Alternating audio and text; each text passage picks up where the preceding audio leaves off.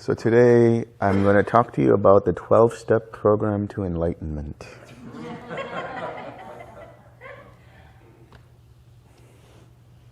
No, I'm serious. 12-step program. Recovering meditators. That's right, recovering meditation addicts, yes. The sources for what I'm going to tell you are from the Samhita Nikaya, 12.23, and Anguttara Nikaya, 10.1, 10.2, 10.3, and 10.4. It's called the Upanisa Sutta. And there was somebody who commented on one of my videos or somewhere, I can't remember, but it was such a idiotic comment. They said, oh, how could he call that transcendent, dependent origination? How could he say that? There's no such thing as that. If you look at the translation of the word Upanisa, it literally means transcendent conditions. Upa is above, it's above, it's upper or transcendent. Nisa is a kind of form of word which is nidana, which means conditions. And it's referring to a transcendent form of dependent origination, which has nothing to do with suffering and everything to do with liberation. So there are literally 12 steps in this process. And these 12 steps can vary, especially in the beginning. And that's fine, because I'll explain the variants as we get to those points. But I'm going to start from the top, the end of the path, which is what? It's the knowledge of liberation. That's what it's known as. For one who knows and sees. For one who knows and sees what? And it says in the sutta, such is form, such is feeling, such is perception, such are formations, such is consciousness.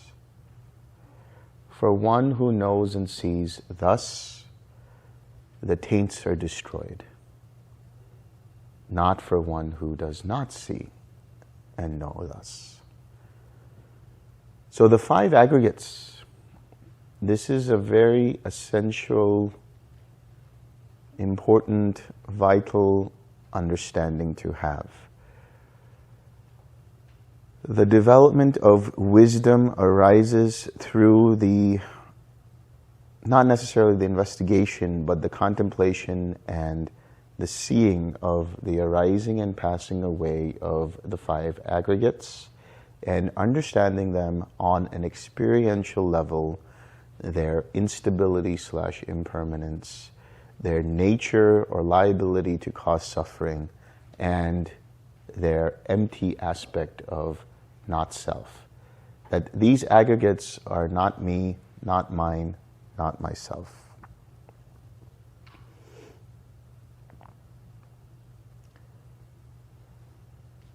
The first sermon that the Buddha gave, the first talk he gave, was, as I said the other day, the turning of the wheel of Dhamma. The second sermon he gave was the Anatta Lakkhana Sutta. Both of these sermons he gave at Sarnath, which is where we've gone. And I had the good fortune to give a talk on both these sermons in the place where he gave these talks. It's a beautiful experience.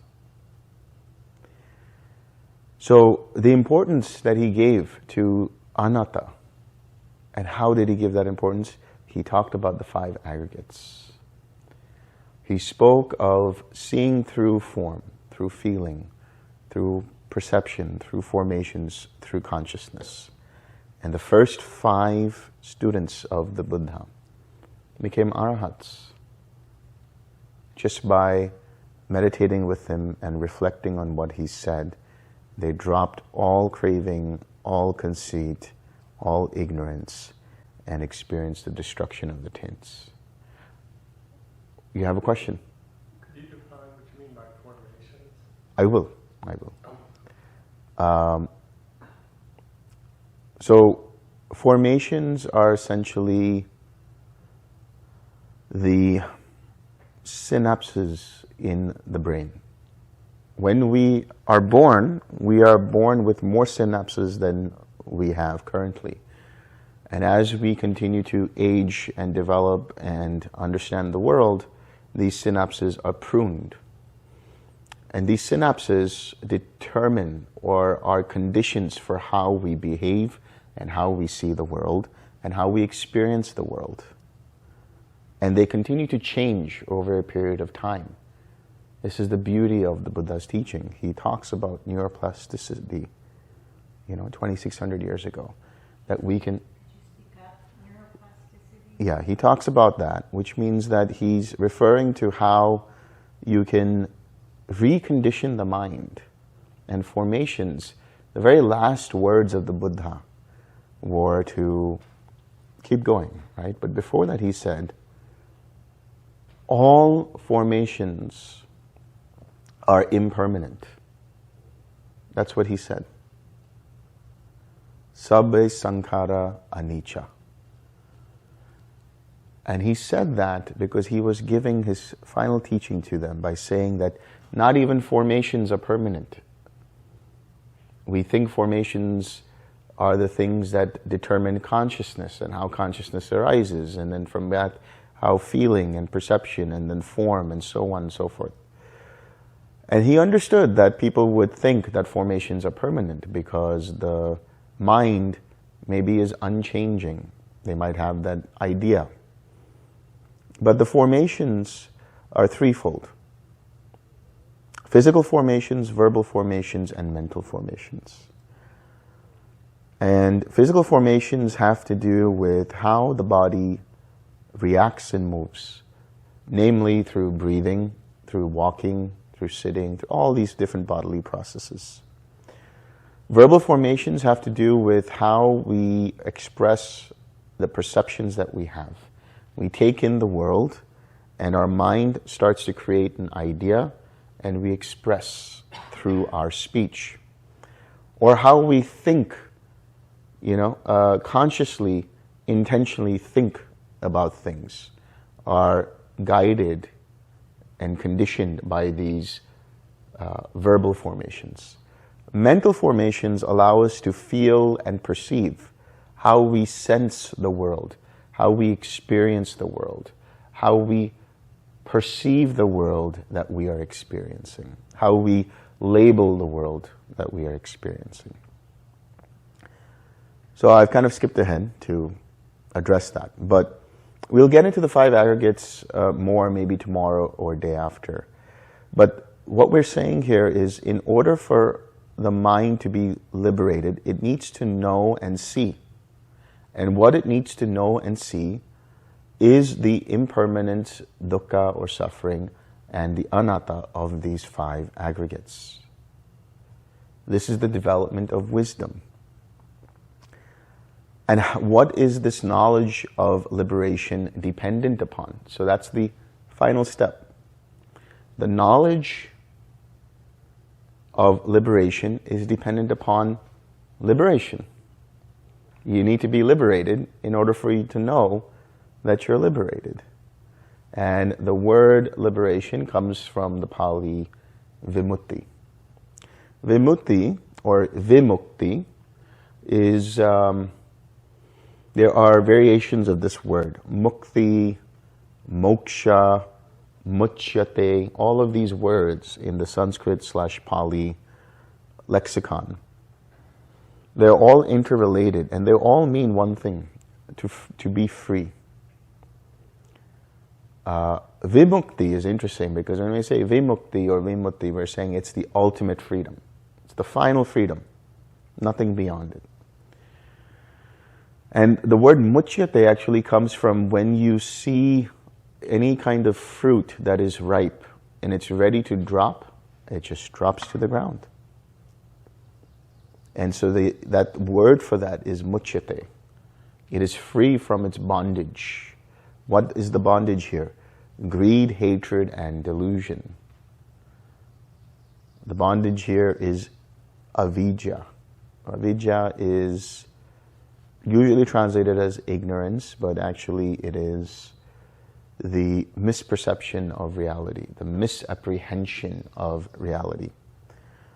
So what do we mean by liberation? What are we being liberated from? We're being liberated from greed, hatred, and delusion. When we experience the jhanas, what are we liberated from? We are liberated from the hindrances. Therefore, the jhanas are known as temporary liberations. And we experience this liberation when our mind completely lets go of trying to control for a certain outcome. And this is why it is said that liberation in these suttas is dependent upon something known as Yata Bhuta Jnana Dasanam.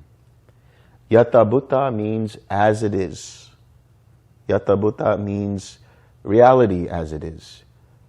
Yata Bhuta is the present, without any filters, without any variation of what it should be and what it should not be, without any conceptual proliferation. Jnana is knowledge, dasanam is vision.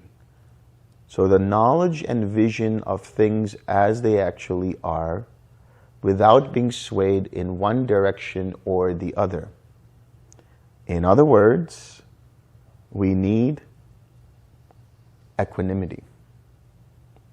But in between this process of knowledge and vision of things as they actually are, and the vimutti, there are two more things in between those. Those two things are disenchantment and dispassion. Now, the word disenchantment, as I was saying the other day, it sounds like we become disillusioned with reality. And it's not exactly that. Same with dispassion.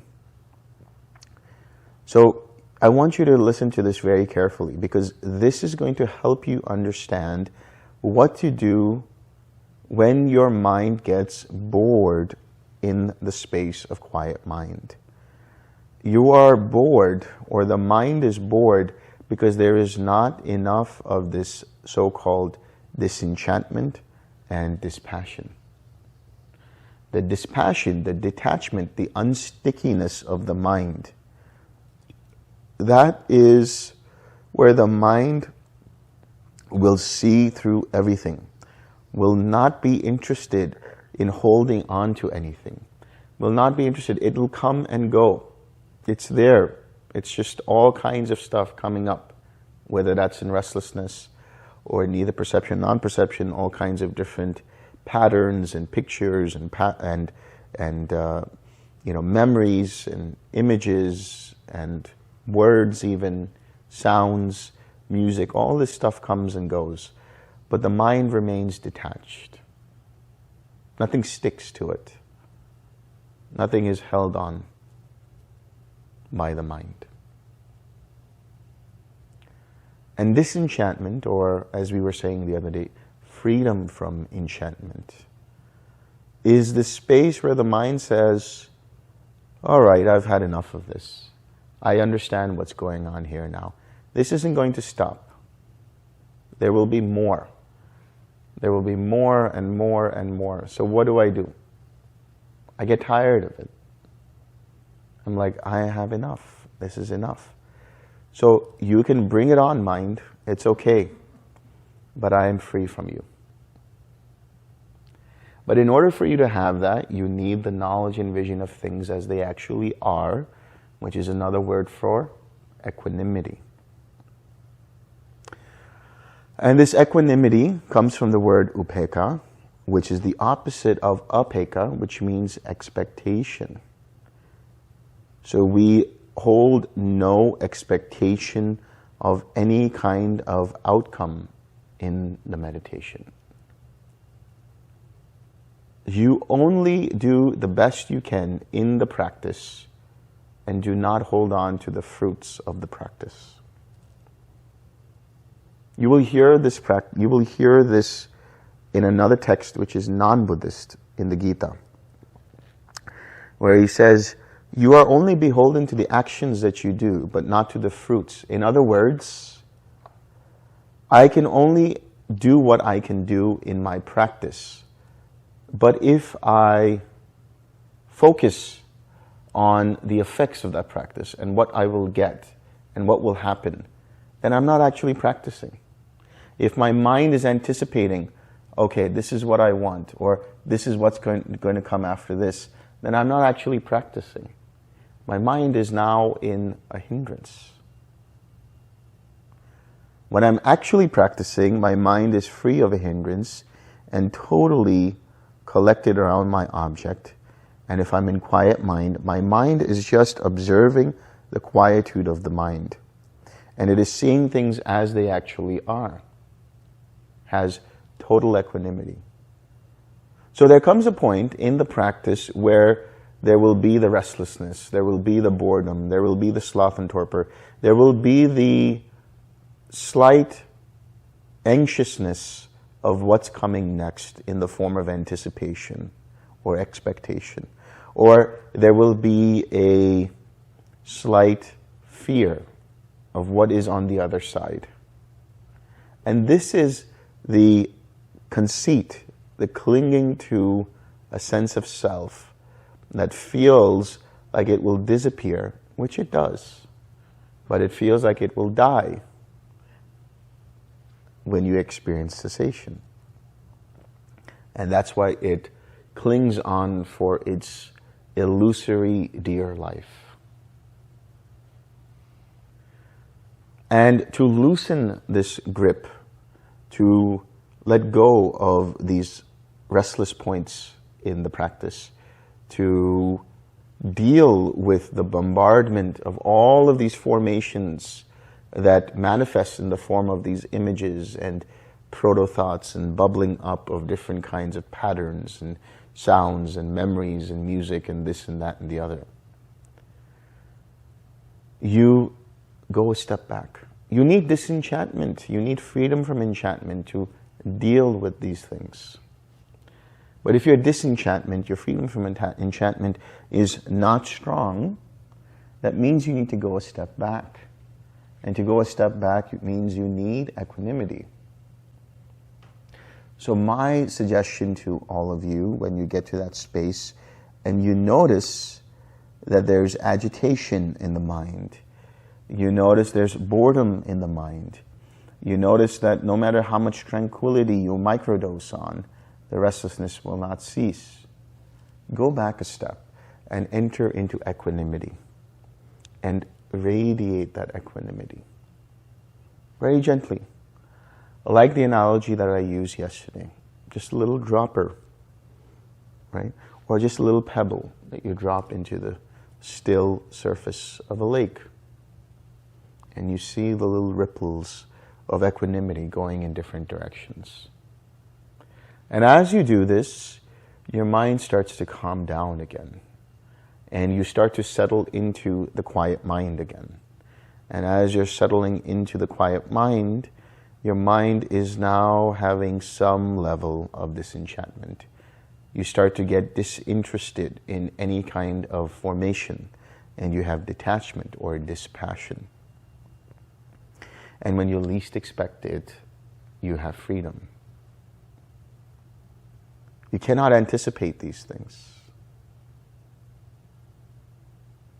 Even one who can enter into cessation at will cannot anticipate exactly when that will happen. Such a being can only create the right causes and conditions for that cessation to occur at will. The only thing in control is how long one will be in cessation and when they will come out. So, to lessen the sharpness of anticipation, do this step.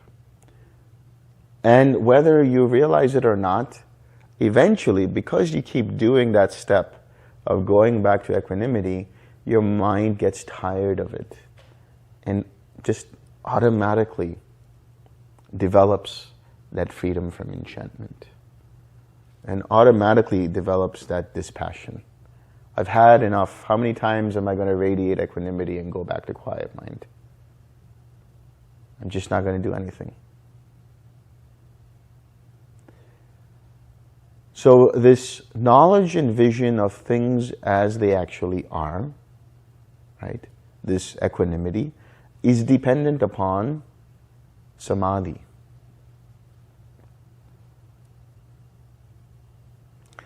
This Samadhi, or even-mindedness, or what's usually translated as collectedness, is basically when you're in a jhana. When your mind is free of hindrances, your mind has now developed the enlightenment factors through right effort, through the process of the 6 R's, and now it's in a jhanic state. You are in Samadhi. The mind is effortlessly collected around its object of meditation. So if you find that you don't have enough equanimity, what do? You go one step back. Is my mind collected enough? What happened to the collectedness of my mind? Is there an object that interests my mind right now? Maybe I need more loving kindness. Maybe I need more joy. Maybe I need more compassion. So this Samadhi, this even-mindedness, this collectedness is dependent upon Sukha. Not the cat. Sukha in terms of comfort. Comfort in the mind and comfort in the body. First of all, if you're not sitting in a proper posture, that is to say, if you are sitting in a place on a mat, like that towel there, where it's not comfortable enough, if you don't have a comfortable body, you will have a hard time of having a comfortable mind. If sitting on a mat or on a cushion with your legs crossed is good for you, then that's fine. But if sitting in a chair with more cushioning works for you, that's fine too. So make sure that you have a comfortable sitting position. But that's the very basics. What we're talking about when we say Sukha is a mind that is comfortable in itself. And when the mind is comfortable in itself, it is naturally balanced. Being naturally balanced, it is collected effortlessly around its object. And over a period of time, it develops good equanimity.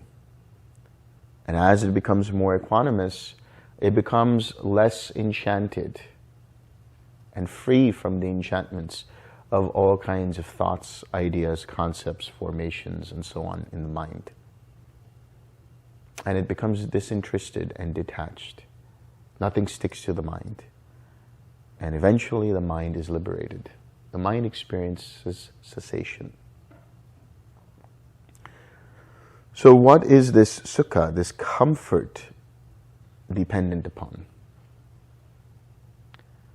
It is dependent upon something known as passaddhi. Passaddhi is tranquility. Tranquility is relaxation.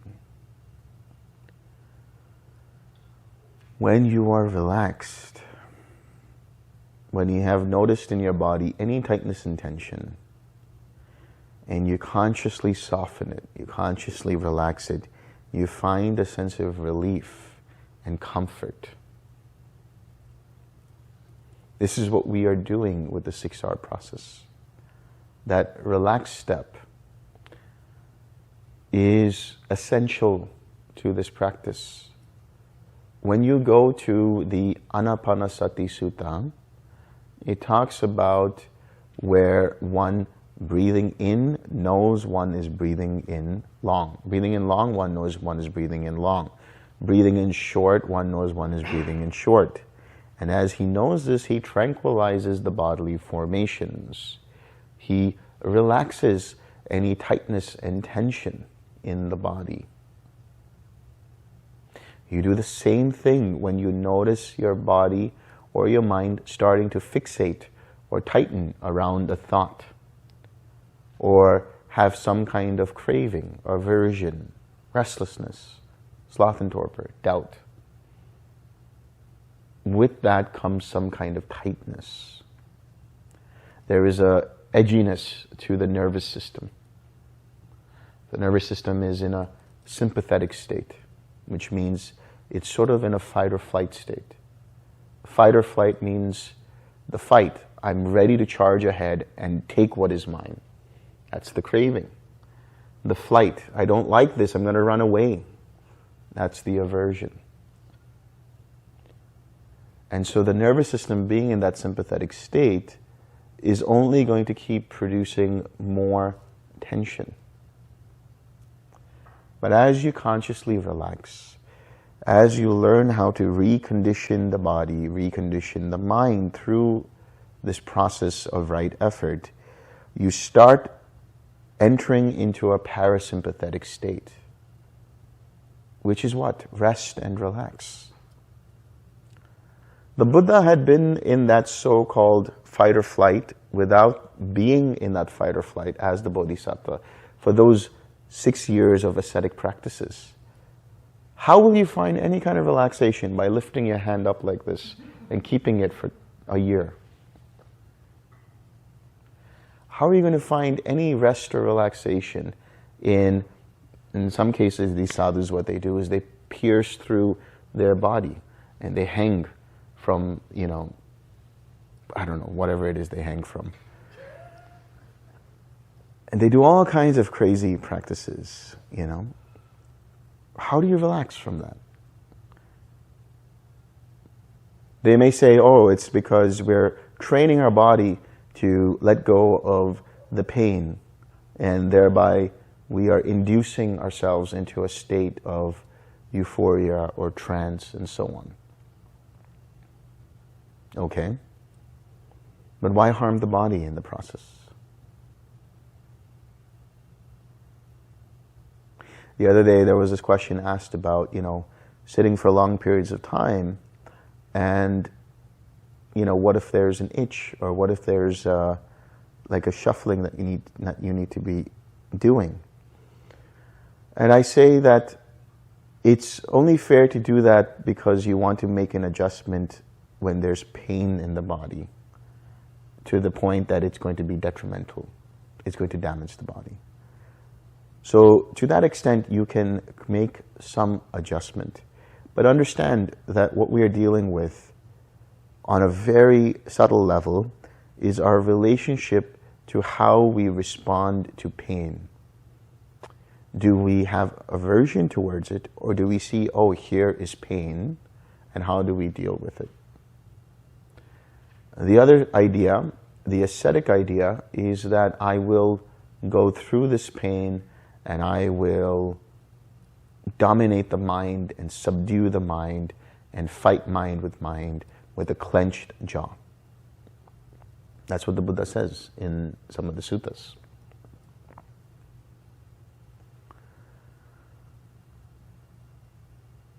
So, to relax is essential to this process. It's right there as one of the steps towards freedom, passaddhi, tranquility, relaxation.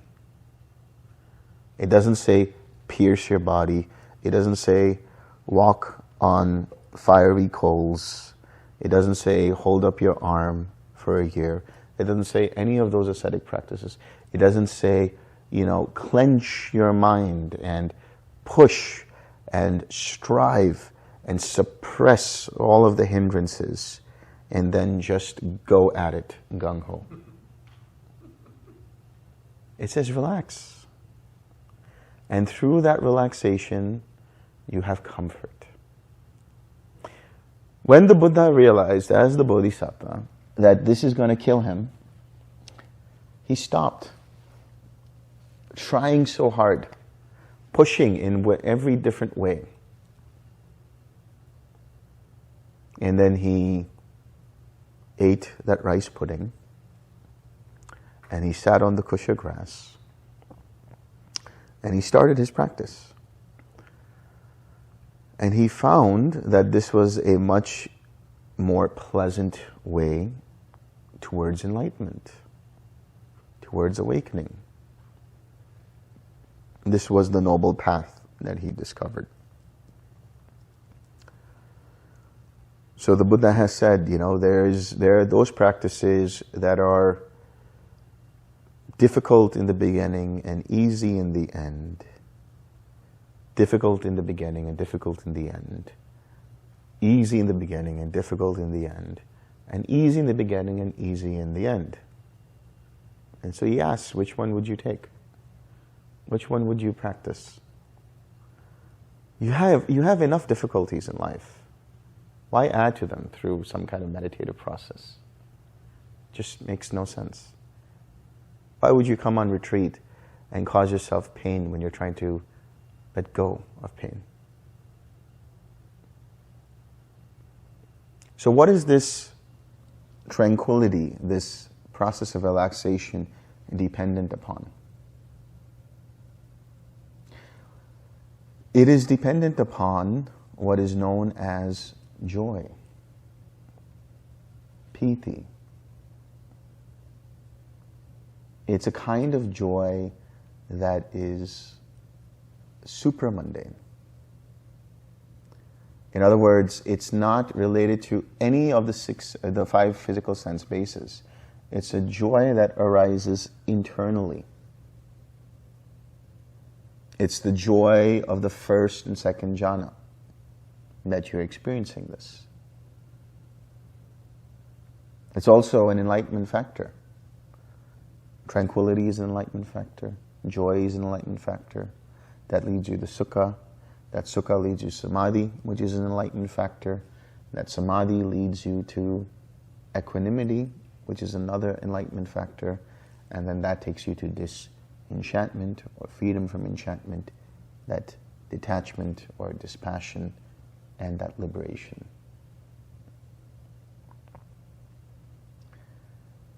So, if you're not having enough equanimity, figure out what happened to your collectedness. Where is it going?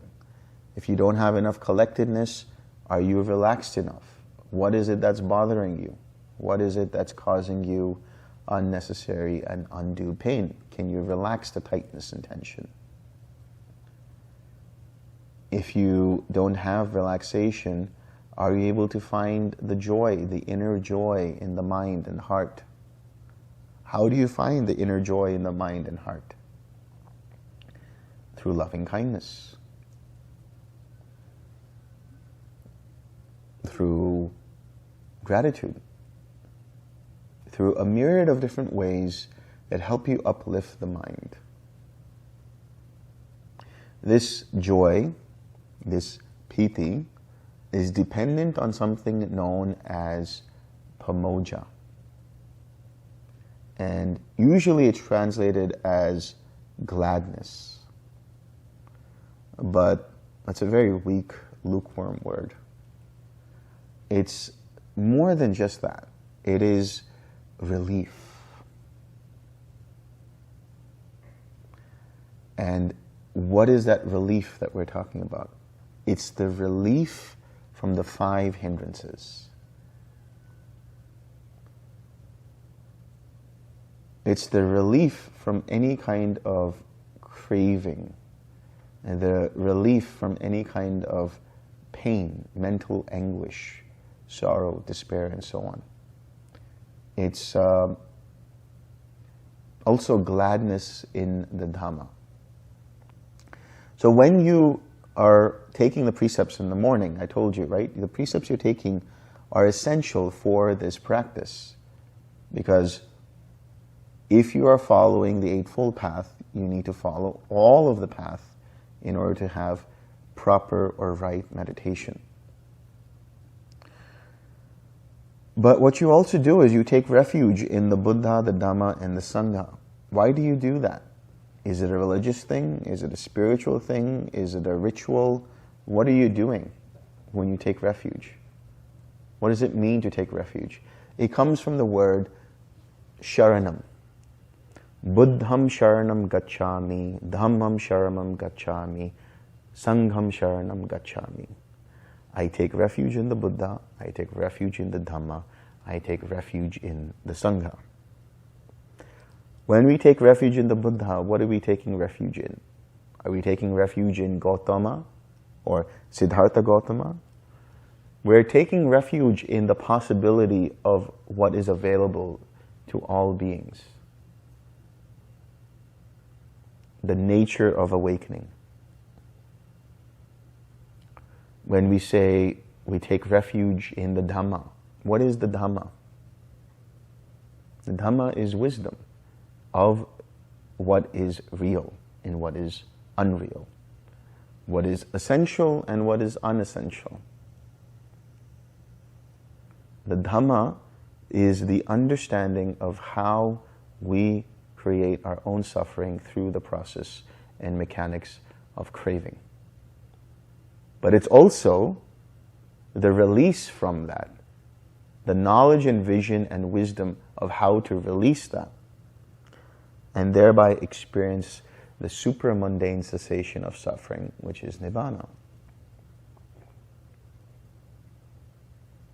What is the Sangha? The Sangha is all of us here. We take refuge in our friends. For the monks, for the bhikkhus and bhikkhunis, it's their Sangha, the Bhikkhu Sangha. For lay people, it's their community of like-minded practitioners who come together. When I say I take refuge in something, it means that now this is an interesting word. So sharanam literally means to bow down to surrender to submit to. And in the Western world, and even now in many parts of the Eastern world, that's seen as a weak thing to do. It's seen as power play. We're not talking about that kind of stuff. When we say surrender, we're saying, look, there is something available that is more than I am.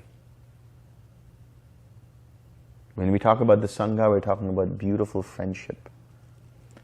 And the Buddha says that is the whole of the path. Beautiful friendship is the whole of the Dhamma. So it's not just about I feel loving kindness in myself, compassion in myself, and I radiate it outwards. Can I also speak in a compassionate manner? Can I act in a compassionate manner?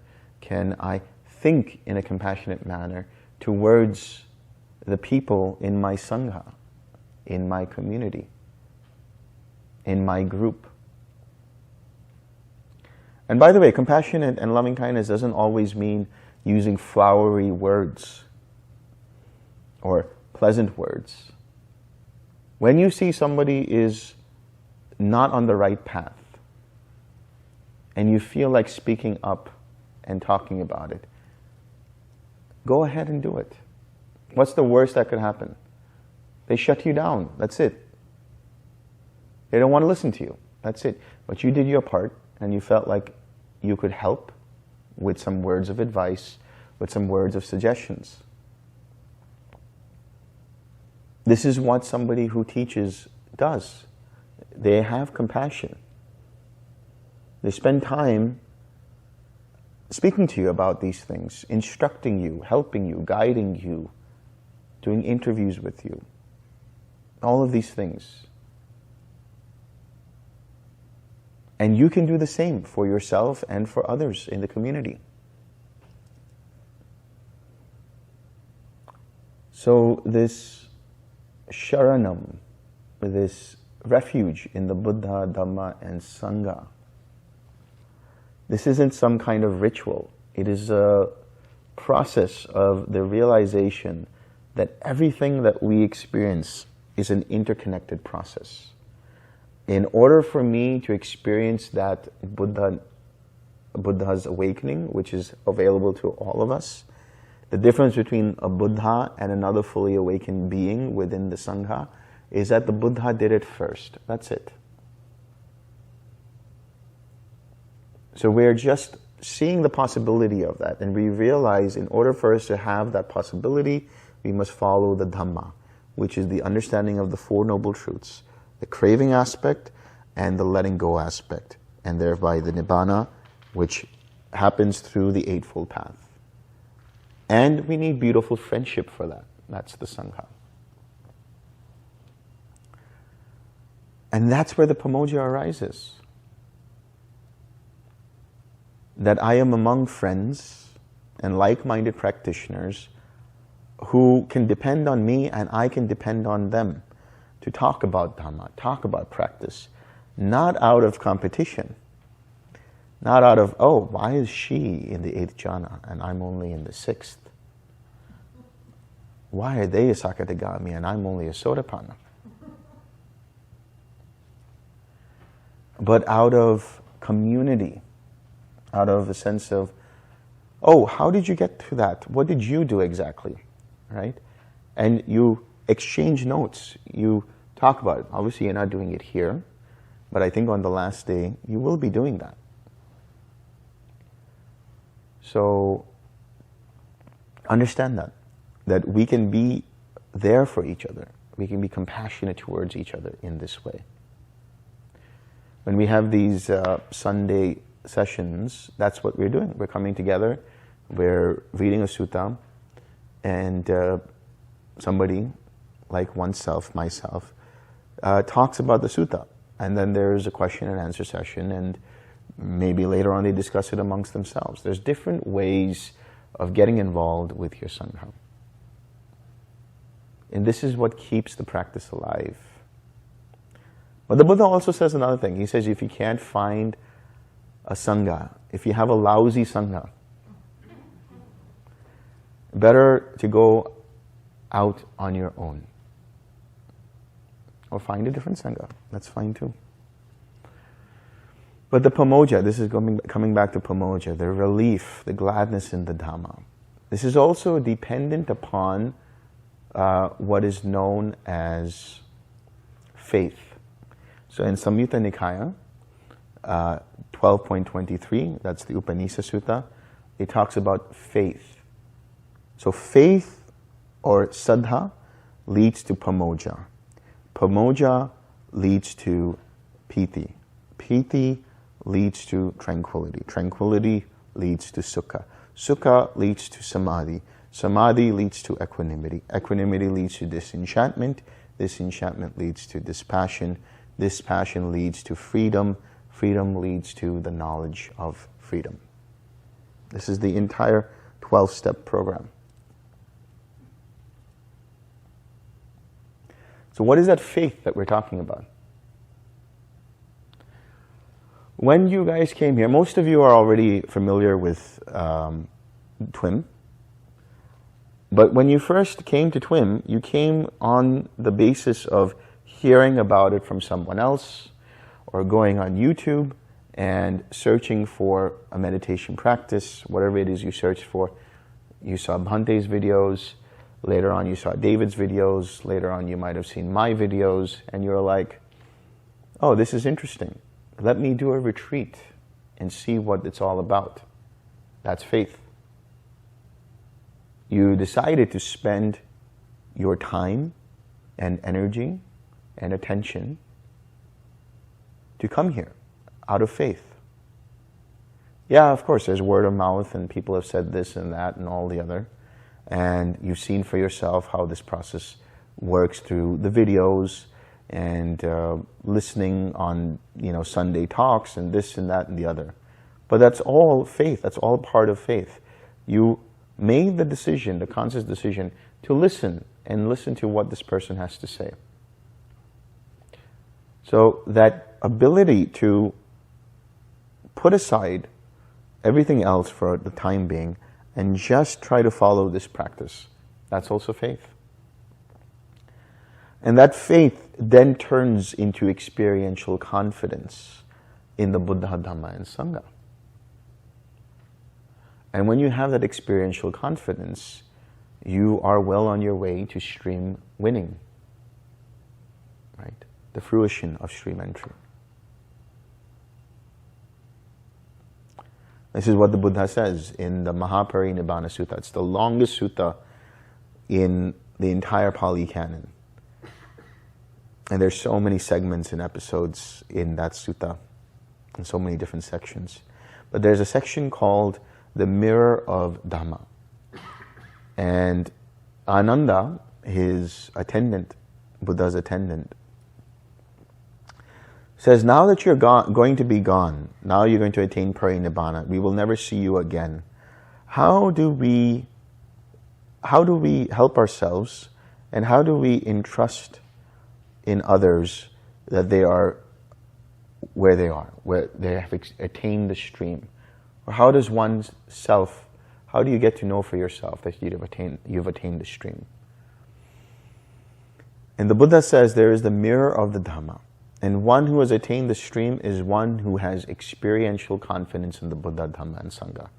So we're not talking about just lip service faith here. We're talking about you have walked the path, seen for yourself that this path works, and you have unshakable faith, unshakable confidence and conviction in the Buddha, Dhamma, and Sangha. It's not some kind of religious faith. It's the realization that for you, this path works, and you're just going to keep going with this path.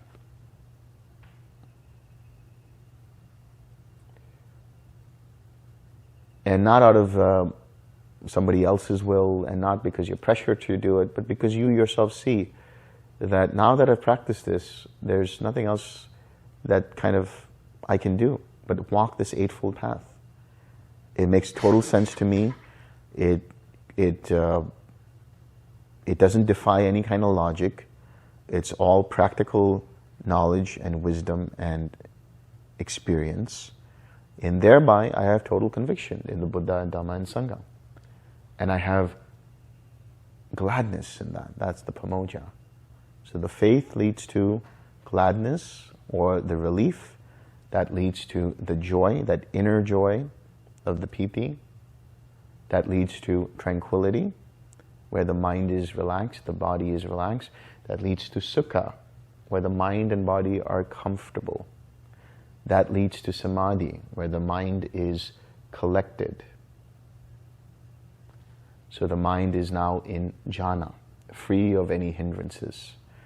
Then that leads to yatta buddha jnana dasana, the knowledge and vision of things as they actually are. And then from there, that leads to disenchantment, freedom from enchantment. That leads to dispassion. That dispassion leads to vimutti, freedom. And that freedom leads to the knowledge of being free. Now, in other suttas, like 10.1, 10.2, 10.3, 10.4 of the Anguttara Nikaya, he gives a different variation. He says,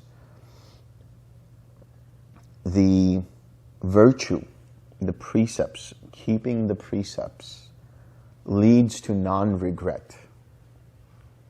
So when I keep the precepts and continue to follow them, my mind has no regrets. My mind has no doubts about being filled with any kind of blame, because I'm doing the best I can keeping my precepts. So I have no regrets, non-regrets. And I have relief because of that. I have joy in the Dhamma. I have piti. And then the rest of this sequence continues in the same way. But that's just 11 so far, if you guys are keeping count. That faith is dependent upon dukkha.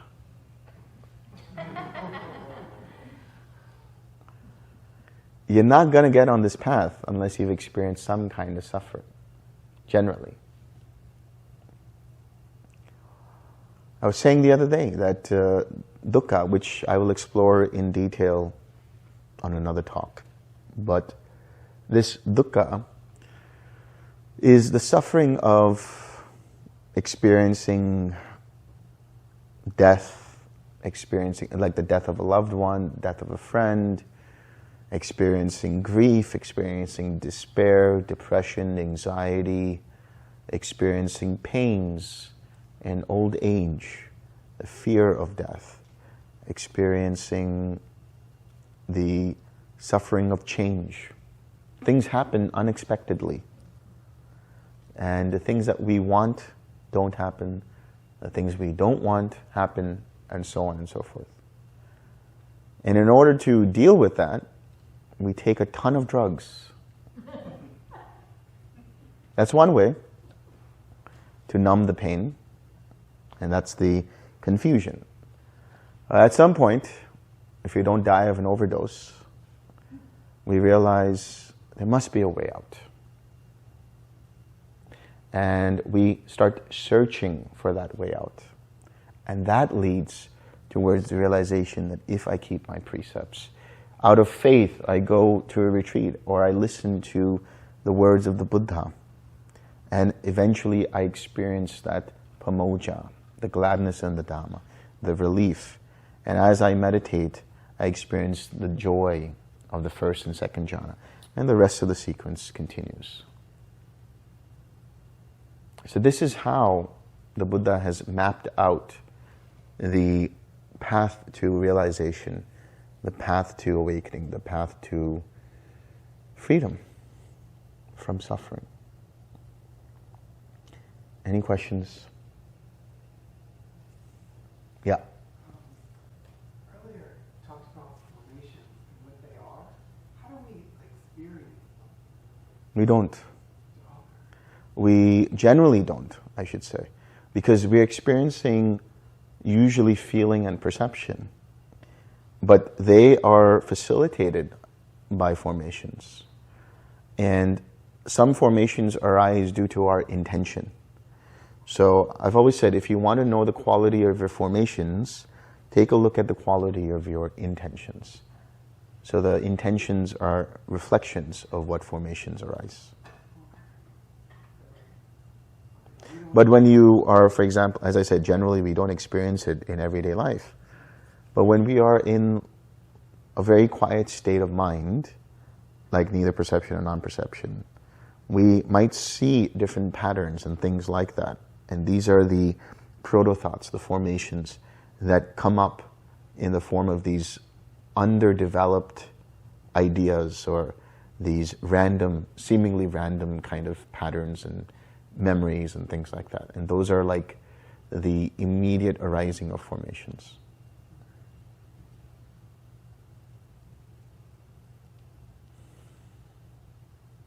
Yes? Once again, thank you.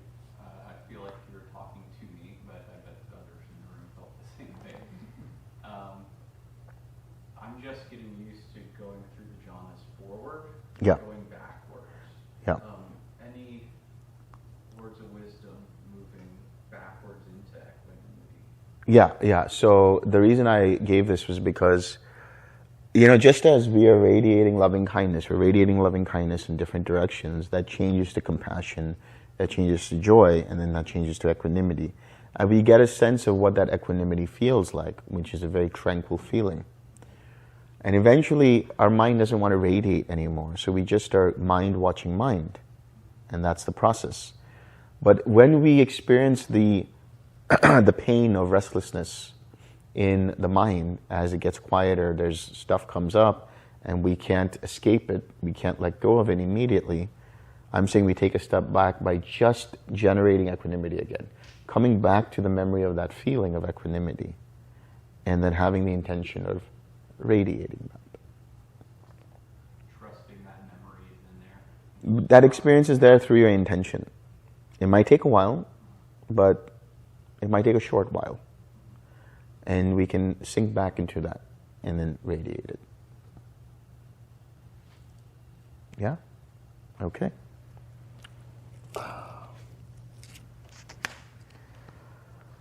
May suffering ones be suffering free, and the fear-struck fearless be. May the grieving shed all grief, and may all beings find relief. May all beings share this merit that we have thus acquired for the acquisition of all kinds of happiness. May beings inhabiting space and earth, devas and nagas of mighty power, share this merit of ours. May they long protect the Buddha's dispensation. Sadhu, sadhu, sadhu.